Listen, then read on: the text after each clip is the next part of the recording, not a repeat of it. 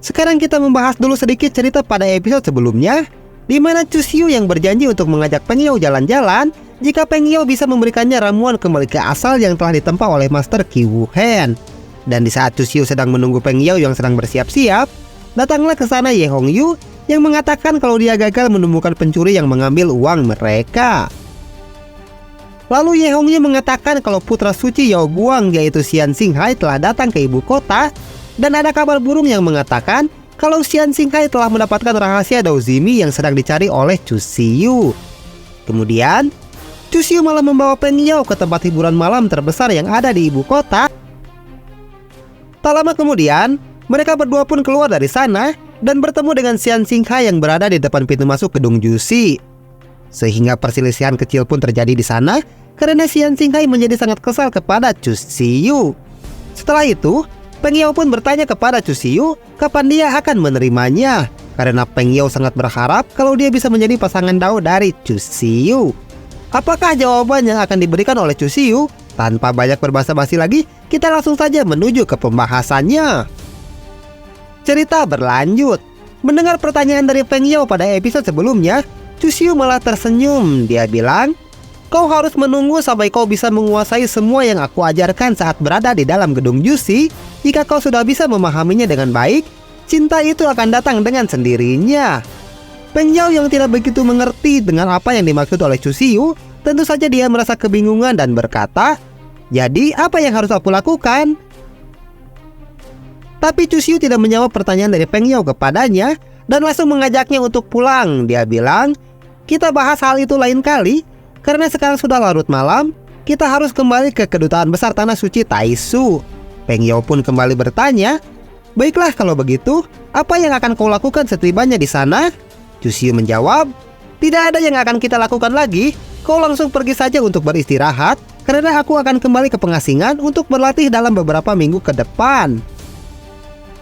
Kemudian, tidak terasa 2 minggu pun telah berlalu semenjak Chu Xiu berada di dalam pengasingan untuk berlatih. Agar basis kultivasi miliknya bisa berkembang lebih baik lagi, karena tantangan yang berada di depan akan semakin besar setelah kedatangan Luo Qingying yang mengatakan tentang sosok demon kupu-kupu yang akan menjadi kaisar agung selanjutnya. Lalu terlihat Chu Xiu yang keluar dari dalam ruangan, di mana dia terlihat meregangkan otot-otot di tubuhnya yang terasa sangat kaku setelah 2 minggu berkultivasi. Chu Xiu berkata di dalam hatinya, "Aku telah mengkonsumsi begitu banyak sumber daya selama 2 minggu ini. Aku harus segera pergi keluar dan mencari tambahan kristal batu yuan agar bisa menutupi pengeluaranku yang sangat banyak akhir-akhir ini." Chu Xiu pun tersenyum karena tiba-tiba saja terlintas sebuah ide bagus dan kembali berkata di dalam hatinya, "Bagaimana jika aku pergi ke tembok besar Tian Yuan dan memburu beberapa monster di sana? Karena dengan cara ini, aku bisa mendapatkan kristal energi dan langsung memurnikannya di area terbuka. Jadi akan sangat fleksibel daripada aku harus kembali mencari uang di penyimpanan milik orang lain." Lalu datang ke sana seorang murid wanita yang memberikan laporan kepada Chu Xiu. Dia bilang, "Yang mulia putra suci, aku ingin melaporkan kalau Master Gunung Yunxia telah datang sejak 3 hari yang lalu saat kau masih berada di dalam pengasingan. Master berpesan kepadaku untuk menyuruhmu agar segera menemuinya di Menara Lonceng setelah kau keluar dari pengasingan, dan dia tidak mengatakan kepadaku tentang detailnya secara rinci." Mendengar hal itu, Chu Xiu pun cukup terkejut dan berkata di dalam hatinya, "Oh, Master telah kembali dari pengasingan. Ternyata lebih cepat daripada yang aku perkirakan." Murid wanita itu kembali berkata, "Saat Master kembali, kau masih berada di dalam pengasingan, jadi aku tidak berani untuk mengganggumu." Chu Xiu menjawab, "Baiklah, terima kasih banyak atas laporannya, kau bisa kembali sekarang." Kemudian, Chu Xiu pun pergi ke Menara Lonceng untuk menunggu Qi Mengdi di sana, dan tak lama kemudian Qi Mengdi pun muncul dari dalam portal teleportasi. Chu Xiu bilang, "Aku cukup terkejut setelah mendengar kalau kau berada di sini. Kau seharusnya tidak datang ke sini dalam waktu dekat." Qi Mengdi pun berjalan menghampiri Chu Xiu. Dia bilang, "Kenapa sambutanmu sangat dingin seperti itu? Apakah kau tidak suka aku datang ke sini? Apakah kau merasa takut kalau aku akan mengambil nyawamu?" Chu Xiu pun hanya diam saja dan tidak langsung menjawab pertanyaan dari Qi Mengdi kepadanya. Dia hanya melirik ke arah Qi Mengdi dengan wajah dinginnya.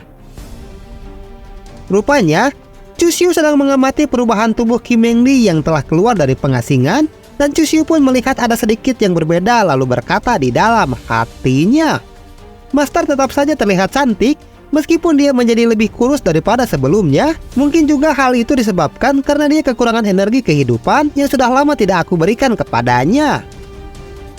Cusiu pun berbalik dan berkata kepada Kim Mengdi. Dia bilang, jika Master ingin menyerangku sekarang juga, aku tidak akan melakukan perlawanan sedikit pun. Aku khawatir jika kedepannya kau akan bersedih saat melihat sosok muridmu yang saat ini sudah tiada. Dan jika kau bersedih, aku akan merasa lebih sedih darimu, ucap Cusiu yang langsung mengeluarkan gombalan mautnya untuk meluluhkan hati Kim Mengdi. Mendengar itu, Kim Mengdi langsung memalingkan wajahnya. Dia bilang, Cih, kau akan bersedih jika melihatku bersedih, sungguh omong kosong yang sangat menjijikan. Lalu berkata di dalam hatinya, pria ini masih sangat menjijikan seperti saat dia masih menjadi Old Demon Chu. Aku tidak boleh sampai tergoda oleh rayuannya, karena sebenarnya dia adalah orang yang sangat licik. Karena Kim Mengdi tidak mempercayai perkataannya, Cusiu pun melanjutkan aktingnya dan langsung memegang pundak Kim Mengdi. Dia bilang, apa yang baru saja kau katakan? Tentu saja aku akan merasa sangat sedih jika kau bersedih. Aku selalu mengkhawatirkan keadaanmu sejak kau mengetahui identitasku yang sebenarnya. Aku merasa sangat bersalah kepadamu karena aku tidak mengatakannya dari awal kita bertemu. Kemudian, Cusiu langsung memeluk Kim Mengdi yang membuat Kim Mengdi merasa malu dan wajahnya pun memerah. Dia bilang, kau murid pengkhianat, apa yang kau lakukan? Cepat lepaskan aku. Sekarang aku tidak sudi lagi untuk berkultivasi ganda denganmu. Luo Qingjing yang sedang mengamati keadaan dari atas, dia melihat ke arah bawah dengan seksama dan berkata di dalam hatinya, oh, adik Cusiu ternyata sangat pandai melakukannya. Dia bisa menjinakkan masternya dengan sangat mudah hanya dengan beberapa kata manis saja, sehingga masternya pun langsung takluk di bawah kendalinya. Lalu Luo Qingjing menyadari sesuatu dan kembali berkata di dalam hatinya, kalau dipikir-pikir, wanita yang disukai oleh adik Cusiu semuanya berusia lebih tua darinya. Apakah dia adalah seorang pria yang mempunyai hobi seperti itu? Kalau memang begitu, apakah aku juga akan diincar olehnya? Hanya dengan membayangkannya saja, Luo Qingjing merasa sangat berapi-api sehingga wajahnya pun memerah, dan sambil menjilat bibirnya, dia kembali berkata di dalam hatinya, aku penasaran apa yang akan terjadi selanjutnya. Apakah dia akan melanjutkan ke ronde kedua? Tapi sepertinya masternya itu sudah kehabisan tenaga. Ini akan menjadi semakin menarik. Tidak terasa hari sudah larut malam, dan terlihat lampu di menara lonceng sudah mulai dinyalakan. Dan orang-orang yang bertugas di sana tidak mengetahui apa yang sebenarnya terjadi di puncak menara, di mana Cusiu sedang melakukan kultivasi ganda dari pagi sampai malam dengan Kim Mengdi. Lalu Cusiu mencium tangan Kim Mengdi dan kembali berkata, aku menghormatimu sebagai seorang master, dan aku juga mencintaimu sebagai seorang wanita. Apakah kau tidak bisa melihat ketulusan dari muridmu ini? Tapi Kim Mengdi langsung bangun dan menepis tangan Cusiu. Dia bilang, sangat menjijikan. Siapa juga yang ingin dicintai oleh murid pengkhianat sepertimu? Aku sama sekali tidak percaya apa yang baru saja kau katakan kepadaku, kalau aku hanyalah satu-satunya wanita yang kau cintai. Karena kau malah main gila dengan Penatuamo, ditambah lagi kau juga menggoda Hua Luope dan juga gadis suci Peng Yao. Jadi wanita bodoh saja yang mempercayai semua omong kosong yang kau katakan. Kemudian, karena sudah tidak ada lagi pertunjukan yang bisa dilihat olehnya, Luo Qingjing pun memutuskan untuk pergi dari sana. Dan sambil tersenyum, dia berkata di dalam hatinya, lelaki kecil ini sangat pandai menipu wanita. Sungguh dia bukanlah orang yang bisa diharapkan untuk menjadi seorang pendamping hidup yang setia. Karena tidak ada lagi yang membuatku harus tetap berada di sini, lebih baik aku kembali untuk beristirahat. Setelah Luo Qingjing pergi dari sana, Cusiu dan juga Kim Mengdi kembali mengenakan pakaiannya. Dan sambil menuangkan teh untuk Kim Mengdi, Cusiu bilang, Master, kau telah membuat kemajuan yang sangat besar dalam kultivasi, tapi sayangnya kau belum bisa menembus ke tingkat kelima ranah Dasengjing. Apakah kau sangat merindukan muridmu ini, sehingga kau cepat-cepat keluar dari dalam pengasingan sebelum bisa menerobos? Sambil meminum teh yang dituangkan oleh Cusiu, Kim Mengdi menjawab, kau terlalu banyak mengatakan omong kosong yang tidak berguna. Mana mungkin aku keluar dari pengasingan gara-gara alasan seperti itu?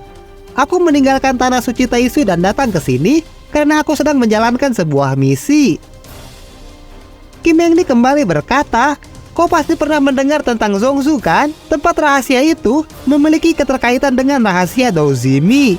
9 rahasia legendaris telah kembali muncul ke dunia dan seluruh benua serta langit menjadi sangat kacau karenanya. Mungkin saat ini kalau rahasia itu berada di wilayah manusia, tapi klan demon dan klan barbar sudah siap bergerak untuk mendapatkannya. Mendengar hal itu, Chusyu pun bertanya kepada Kim Hengdi. Kalau beritanya sudah tersebar seperti itu, pasti para kultivator di ranah Dasengjing akan memutuskan untuk ikut ke dalam pertarungan. Mereka pasti siap untuk bertarung dengan para kultivator tingkat tinggi lainnya yang berasal dari pihak klan demon dan juga klan barbar. Kim Hengdi menjawab, ya, apa yang kau katakan itu memang benar, dan menurutku, bahkan mereka yang berada di ranah Seng Wangjing juga akan ikut bergerak. Sayang sekali di saat yang sangat genting seperti ini, Master Agung Teisuji belum pulih sepenuhnya, sehingga kekuatan ras manusia menjadi lemah, dan kita tidak memiliki pilihan lain selain berkompromi sementara dengan pihak klan demon dan juga klan barbar. Chusyu kembali berkata, dengan kata lain, pihak klan demon dan juga klan barbar akan datang ke kota Qi Huangshan. Lalu berkata di dalam hatinya, saat ini aku masih berada di ranah Dao Gongjing, dan sangat sulit bagiku jika berhadapan dengan banyak orang kultivator di ranah Dasengjing atau di atasnya yang akan berdatangan dari pihak klan demon, klan barbar, dan juga dari pihak manusia. Kim Hengdi pun melanjutkan perkataannya, kau benar, demi mendapatkan 9 rahasia yang legendaris, orang-orang itu akan melakukan apa saja untuk mendapatkannya. Ngomong-ngomong, aku mendengar dari penatuamu kalau senior Luo Qingying itu berada di ranah Kaisar Semu. Chusyu menjawab, itu memang benar, tapi sekarang kekuatannya sedang ditekan oleh Dao Surga, sehingga dia hanya bisa dianggap sebagai Kaisar Semu setengah langkah saja. Wajah Kim Hengdi pun langsung berubah menjadi serius dan kembali berkata, jika para monster itu menyerang tanah suci Taisu, apakah kau bisa meminta bantuan kepadanya untuk membantu kita? Mungkin akan terdengar tidak sopan kalau tiba-tiba saja kita melakukan hal itu, tapi kita harus mencoba segala cara untuk bisa melindungi umat manusia. Kim Hengdi menatap Chusyu tanpa mengedipkan matanya sama sekali dan berkata di dalam hatinya, meskipun sebenarnya aku tidak ingin meminta bantuan dari orang yang baru saja aku temui, tapi keselamatan umat manusia sedang dipertaruhkan, dan jika kami bisa mendapatkan bantuan dari seorang Kaisar Semu, tentu saja hal itu akan sangat membantu. Tapi sebelum Chusyu menjawab pertanyaan dari Kim Hengdi, ceritanya pun bersambung. Waktos nasehat, ending yang sangat membuat penasaran sekali ya pemirsa. Oke lah, tepang deh jeung dewek di episode selanjutnya. Terima kasih banyak bagi yang telah menonton video ini dari awal sampai akhir. Terus dukung semua channel Jago Ngora agar kami tetap bisa berkarya di masa depan. Maju dan berjayalah terus Jago Ngora Trot Lovers.